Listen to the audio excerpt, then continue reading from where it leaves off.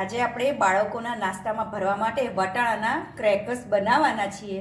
તેની માટે લીલા વટાણા, સોજી, કોર્નફ્લોર, લસણ અને તીખાસ માટે ચીલી ફ્લેક્સ, મીઠું. પહેલાં આપણે વટાણાને ક્રશ કરીશું. તેની અંદર આ લસણ નાખી તેને ક્રશ કરી દઈશું. વટાણા ક્રશ કરી લીધા છે. હવે આપણે તાસણામાં 1 ચમચી 1.5 ચમચી તેલ મૂકી તેનો વઘાર કરીશું.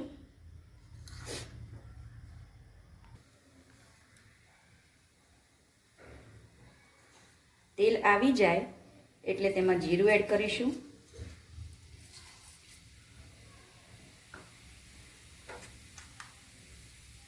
જીરું ફૂટી જાય ત્યારબાદ આપણે ક્રશ કરેલા વટાણા એડ કરીશું.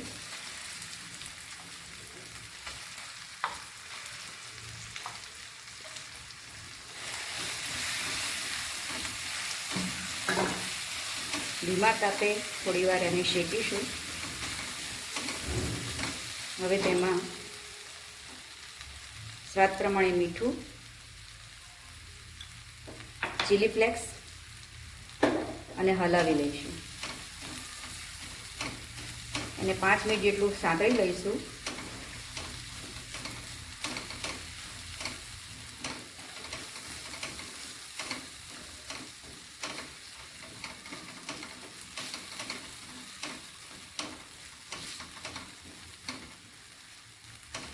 હવે તેમાં 2 ગ્લાસ પાણી નાખીશું.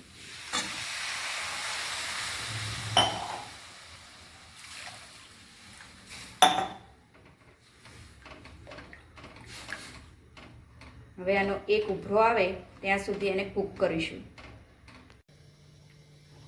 હવે આનો ઉભરો આવી ગયો છે તો હવે એની અંદર આપણે સોજી એડ કરીશું. ગેસ સ્લો કરી તેને સરસ રીતે મિક્સ કરી દઈશું. ધીમે ધીમે ઘટ થઈ જશે.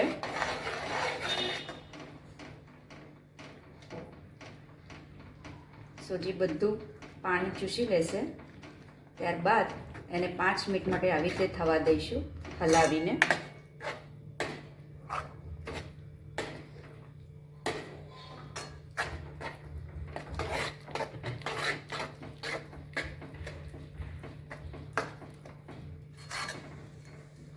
ગેસ હજુ ચાલુ જ છે.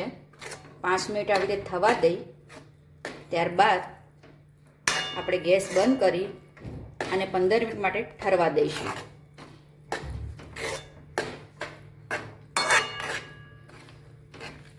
જોઈ શકો છો સરસ લોટ બંધાયું હોય તેવું થઈ ગયું છે.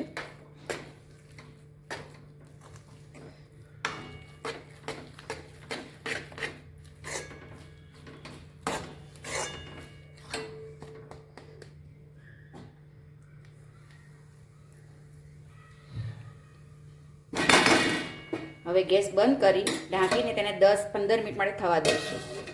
હવે આપણે 15 મિનિટ પછી ખોલીને જોઈશું તો થોડું ઠરી ગયું છે. તો એને બીજા બાઉલમાં ટ્રાન્સફર કરી લઈશું. જોઈ શકો છો સરસ લોટ જેવું થઈ ગયું છે.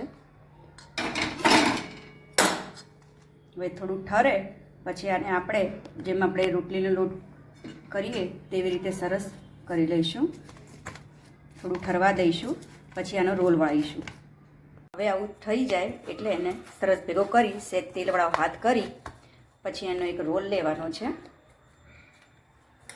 અને પછી એને ગમે તે પ્લેટફોર્મ પર કે જ્યાં ફાવે ત્યાં આવી રીતે સરસ રોલ કરીશું આપણે લાંબો.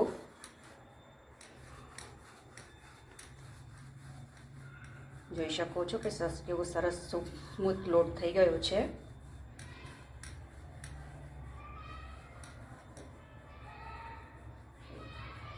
આવી રીતે રોલ કર્યા પછી ને આપણે કટ કરી અને આવી રીતે નાના નાના રોલ વાળી દઈશું.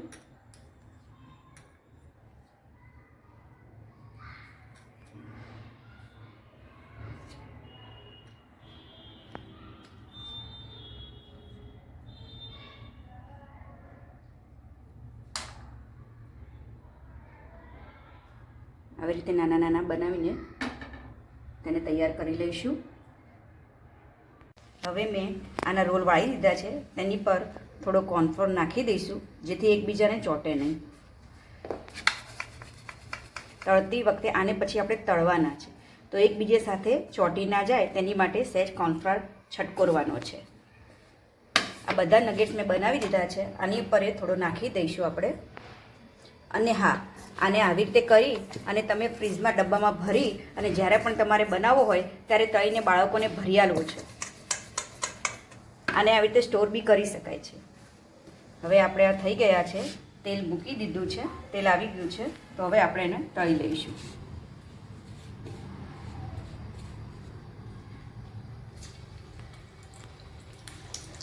પહેલાં ગેસ ફાસ્ટ કરી પછી આને ધીમા તાપે થવા દેવાના.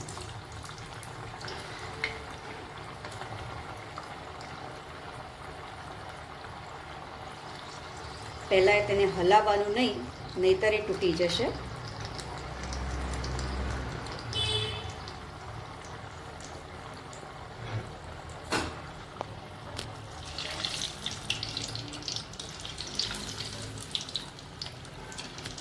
આને તળાતા લગભગ 7-8 મિનિટ જેવું થાય છે.